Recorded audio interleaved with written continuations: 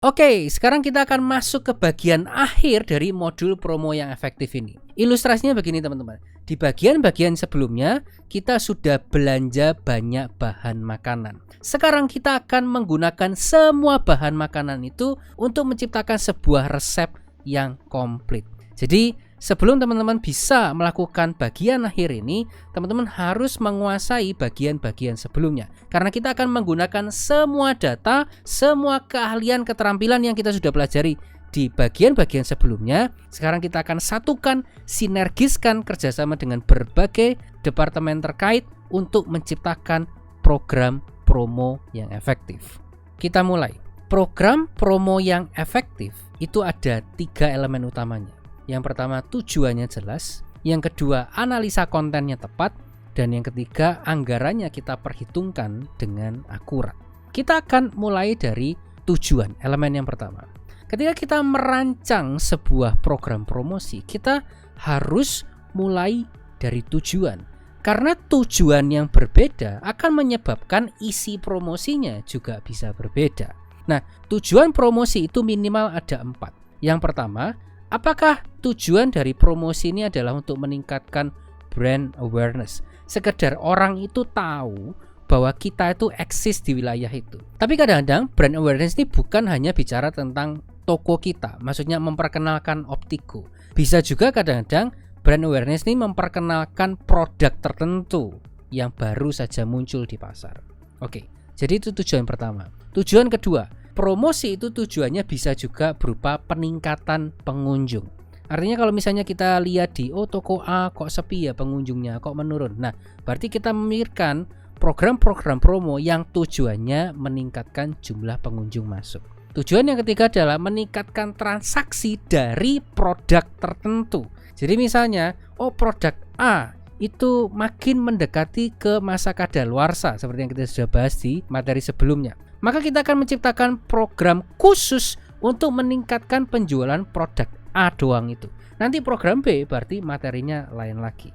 Tujuan yang keempat adalah meningkatkan penjualan secara umum. Saya rasa baik brand awareness, peningkatan pengunjung, transaksi produk tertentu, goal akhirnya pasti ke arah nilai penjualan. Tapi kita tidak bisa menggampangkan dengan bilang, program promoku ini pasti akan menaikkan nilai penjualan. Nggak bisa.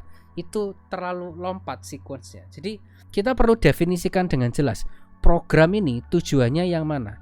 Apakah meningkatkan brand awareness, berharap dengan begitu nilai penjualan akan naik? Kenapa? Karena makin banyak orang yang kenal Optigo atau produk tertentu. Contoh lain, program promo ini akan meningkatkan nilai penjualan. Kenapa? Karena pengunjung di toko itu akan naik.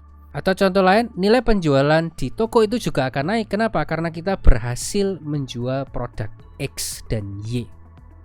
Itu elemen pertama, tujuan. Sekarang kita akan masuk ke elemen kedua, analisa konten. Nah, ini alasan utama kenapa kita membahas bagian-bagian sebelumnya. Karena sumber konten kita itu bisa sangat banyak, minimal dari 5 hal ini. Kita bisa mendapatkan ide konten dari analisa tren, atau analisa traffic, atau analisa stok, atau analisa pengalaman berdasarkan profil tertentu, atau analisa kebutuhan target pembeli di profil tertentu. Nah, semua data ini sebaiknya kita kolaborasikan. Apakah harus komplit semuanya? Enggak, tapi makin banyak data yang bisa kita koleksi, maka program promosi kita, isi dari program promosi kita itu akan makin jitu. Nanti setelah ini saya berikan sebuah contoh. Tapi pahami konsepnya, bahwa sebuah program promosi itu bukan kita mikir-mikir, sebaiknya kita bikin promo apa ya? Nggak bisa begitu. Ya bisa sih sebetulnya, tapi itu nggak ada tanggung jawabnya. Itu hanya memikirkan ide kreatif yang belum tentu punya dasar, yang belum tentu efektif, resikonya terlalu besar. Sebuah bisnis itu pasti ada faktor resikonya, tapi kita berusaha meminimalisir faktor risiko, bukan dengan ide abstrak, tapi berdasarkan analisa data. Dan ini adalah peran kita semua. Jadi elemen pertama adalah tujuan, elemen kedua adalah analisa konten. Elemen ketiga adalah anggaran. Yang dimaksud dengan anggaran itu pertama adalah biaya. Apakah untuk menciptakan, melaksanakan, mengeksekusi program promosi itu ada biaya yang timbul. Misalnya apakah kita harus mencetak banner tertentu, nah itu kan biaya produksi. Atau ada tenaga kerja tertentu, misalnya kita sewa influencer dan lain sebagainya. Atau apakah ada biaya yang timbul akibat merchandise tertentu atau gift tertentu. Teman-teman bisa bayangkan kalau tanpa anggaran kita bisa bilang gini sekalian, oh iya ya, produk ini akan laku, kalau beli produk ini maka dapat mobil 1. Kenapa itu jadi tidak masuk akal? Karena biaya untuk menciptakan program itu jadi lebih besar daripada nilai keuntungan yang kita dapat dari produk itu. Nah, tentu tadi contoh itu contoh ekstrim ya. Tapi jangan lupa teman-teman, yang kita perlu promosikan itu kan bukan cuma 1-2 produk, banyak loh. Jadi sangat penting untuk kita menganalisa anggaran biayanya berapa sebetulnya. Nah, itu elemen biaya. Kita juga harus bisa menganalisa proyeksi keuntungannya. Maksudnya, setelah produk itu kita tempelin dengan diskon lah segala macam, untungnya perusahaan dapat berapa. Nah, hal-hal ini harus sangat jelas di proposal program promo yang teman-teman nanti akan presentasikan ke jajaran manajemen. Nah, nanti tim manajemen yang akan menentukan, oke, yang ini bisa jalan, yang ini nggak bisa jalan. Karena mereka yang punya gambaran overview, terutama terkait dengan perputaran uang di dalam bisnis kita. Itu bukan wilayah kita, itu wilayahnya tim manajemen. Tugas teman-teman adalah menciptakan proposal program promosi yang menolong tim manajemen bisa mengambil keputusan dengan lebih bijak. Sekarang kita akan ke contoh yang lebih spesifik supaya teman-teman bisa membayangkan bagaimana mengaplikasikan 3 elemen ini di dunia nyata. Oke, seperti yang teman-teman bisa lihat di slide. Misalnya kita akan mempromosikan Protect Kids lensa khusus anak-anak. Dan tujuan promonya adalah meningkatkan transaksi di produk Protect Kids lensa khusus anak-anak ini. Oke, nah tujuannya udah beres. Sekarang kita masuk ke analisa konten. Katakanlah kita mendapatkan ide pertama kali, pemicu triggernya itu adalah karena kita lihat analisa stok. Nah, kita lihat di analisa stok, ternyata produk Protect Kids lensa khusus untuk anak-anak ini mulai masuk produk diskon 20%.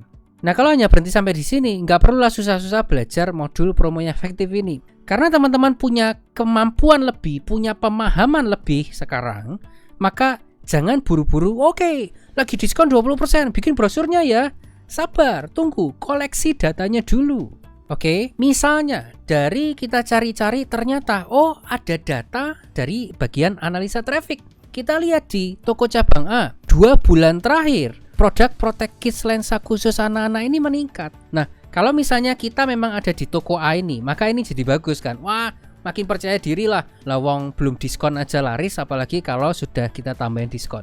Makin bagus. Apalagi kalau kita tambahin diskon atau diskonnya kita masukkan sebagai merchandise. Pasti lebih laris. Tapi bagaimana kalau misalnya kita toko B yang dapat data dari manajer wilayah kita itu loh di toko A, penjualan produk Protect Kids itu lagi naik.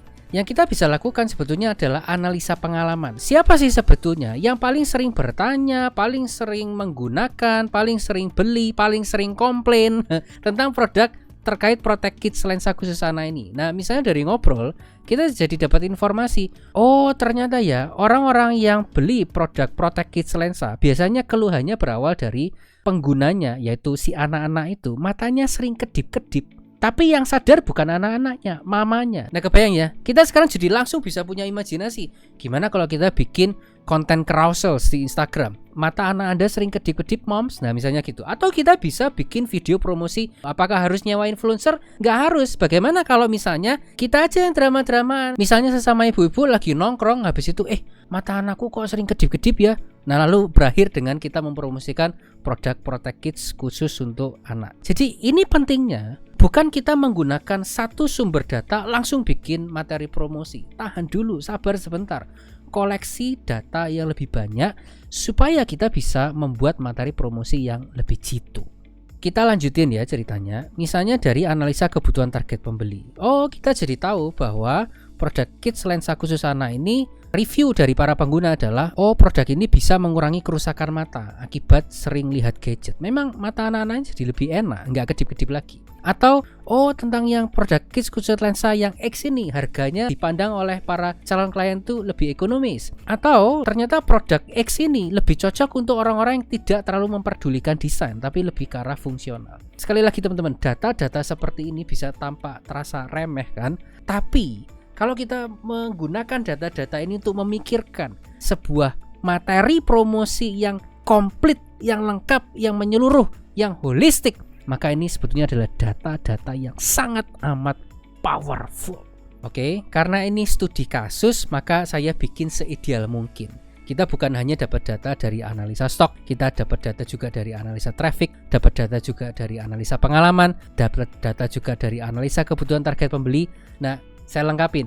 Nah, seandainya di momen itu kita juga bisa dapat data tentang analisa tren. Misalnya, ada loh unit bisnis namanya Bright Champs, itu adalah kursus coding untuk anak-anak yang sering bikin promosi. Tahu dari mana? Sering itu kelihatan iklannya di medsos. Nah, gitu. Terus tanya-tanya ke sana sini, kayaknya juga makin sering itu banyak orang tua yang lagi mendiskusikan atau mengkursuskan anak-anaknya di Bright Champs. Maka kita bisa menggunakan data ini sebagai bagian dari promosi kita. Bahkan mungkin kita bisa menjalin kerjasama dengan Bright Champs. Hal lain yang misalnya kita bisa lakukan, kita bisa analisa hashtag. Oh, ternyata di iklannya si Bright Champs itu seringkali pakai hashtag lead the future. Nah, maka kita bisa coba stalking tuh hashtag lead the future. Kita lihat biasanya modelnya seperti apa, kalau video-videonya seperti apa, penggunaan warnanya atau suasananya. Sekali lagi, kita tidak harus copy paste, tapi ini adalah data yang bisa memberikan kita insight.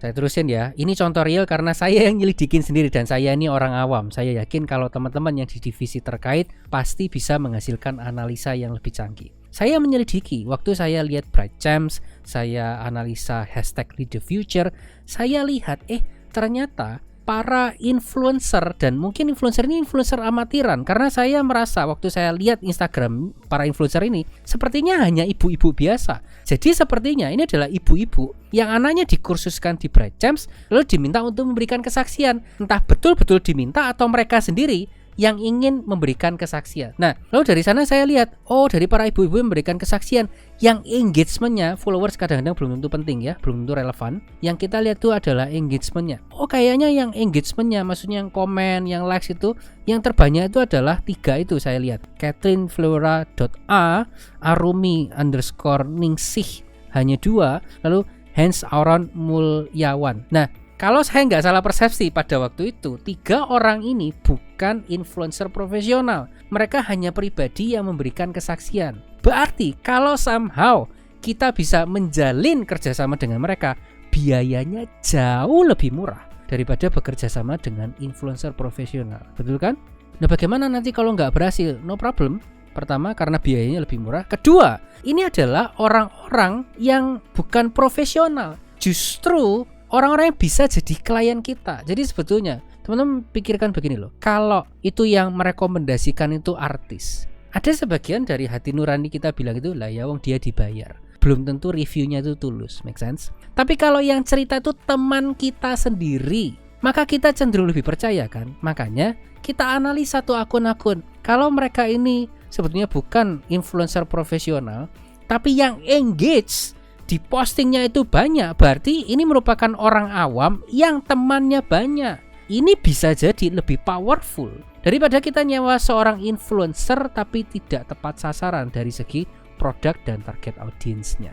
Saya terusin cerita keberuntungan kita ya, namanya juga studi kasus, boleh dong kita buat seperfect mungkin gitu kan.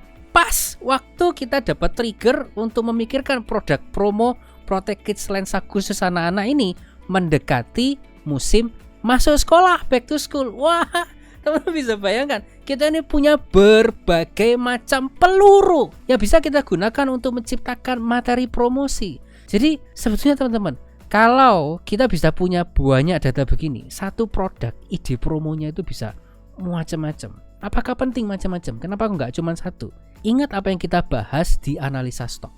Konsepnya itu adalah sejak produk itu dibeli sampai produk itu menjadi aset rugi, kita harus sebisa mungkin terus menerus ciptakan program promo supaya produk ini segera mungkin, sesegera mungkin, secepat mungkin berubah jadi uang, bukan terus selama-lamanya jadi produk sampai akhirnya jadi produk rugi. Oke, get it kan ya? Dapat konsepnya kan ya?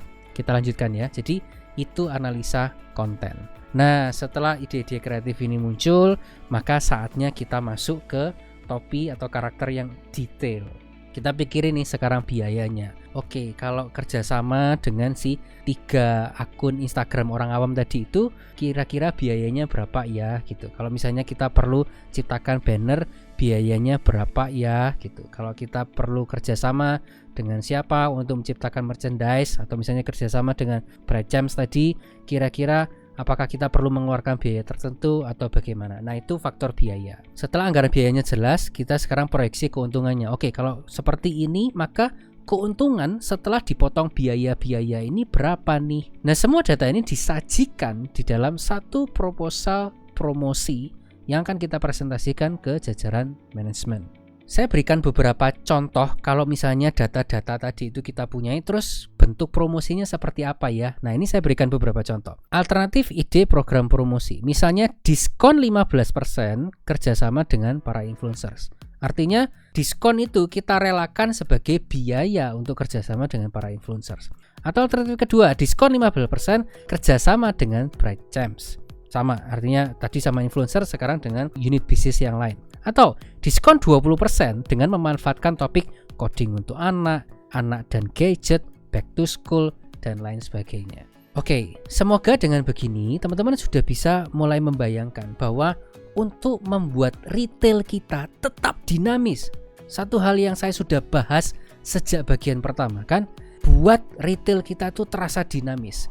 Itu sebetulnya bukan pekerjaan satu orang, bukan peran satu orang. Banyak pihak departemen harus terlibat. Kita ini harus sinergis, berbagai sudut pandang, berbagai kepala, berbagai ide, fokus bekerja sama menciptakan satu proposal program promo. Saya yakin teman-teman, kalau kita bisa bekerja sama seperti ini, maka nggak usah terlalu memikirkan tentang pesaing. Karena pesaing kebanyakan itu masih berpikir secara tradisional, semuanya masih ditangani bosnya sendiri-sendiri. Kali ini bukan satu kepala yang mikir, kali ini yang mikir bersama-sama. Saya tidak tahu ketika Anda menonton video ini Optigo sudah seberapa besar, tapi justru jangan khawatir, makin banyak cabang kita akan punya makin banyak data, dan itu akan membuat kita mampu menciptakan berbagai macam ide-ide promosi yang gila, yang hebat, yang luar biasa, yang tepat sasaran.